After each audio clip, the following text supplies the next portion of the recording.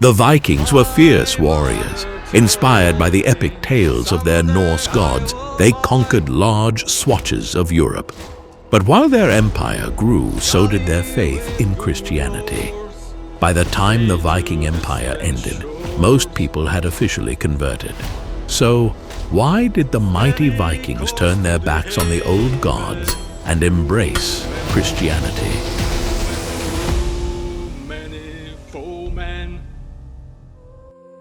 To understand this, we need to travel back to the 700 AD. The Vikings were still enamored with the Old Norse gods, but Christian missionaries were seeking to change this.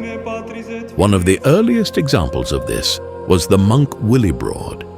He traveled to meet the Viking king in 710. But this mission didn't go well. The monk said the king was crueler than any animal and harder than stone. He left shortly after, unable to convince the Viking ruler to accept Christianity. But that wasn't the only problem that Christians faced. Viking raids against Christian churches were common. The reason for these attacks, though, wasn't religious. It was financial. The churches were known for their riches, which the Vikings wanted to plunder. By the time the 800s rolled around, though, things were looking up for the Christians, as Vikings were starting to see the benefits of Christianity. As visits from monks became more common, the Vikings learned of the wealth and political power that Christian territories had accrued. There was just one problem.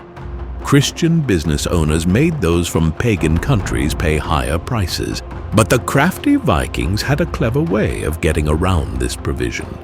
They would wear crosses while in Christian territories to get the best deals. When they got back home, they would ditch the cross and wear Norse idols again. That wasn't the only way the Vikings took advantage of Christian riches. During baptism, it was common to receive a white robe. This was a valuable gift. So, some Vikings chose to get baptized multiple times to get as many robes as they could.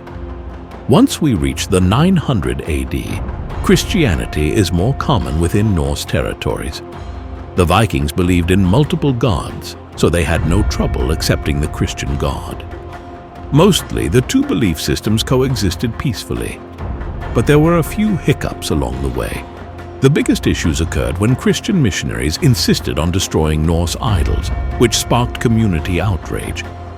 However, for the most part, Christianity had made steady progress.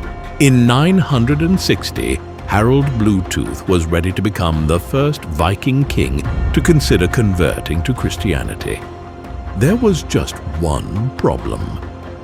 He wanted some proof that the Christian God was stronger than any of the Norse ones. To convince him, the monk Popo undertook a brutal test. He had to carry a blazing hot iron rod in his bare hands. At the end of the journey, he showed that he hadn't received any burns. Convinced, Harald Bluetooth converted to Christianity and urged his people to do the same.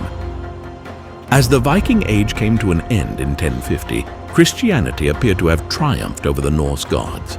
Most of the people were Christian. Many Viking villages had constructed churches. Priests were brought in from England to preach. But a large number of Vikings had a secret. Even though Christianity demanded that they only worship one god, they continued to praise the Norse gods in private. The process continued for a long time, with Norse traditions remaining popular until the 1200s.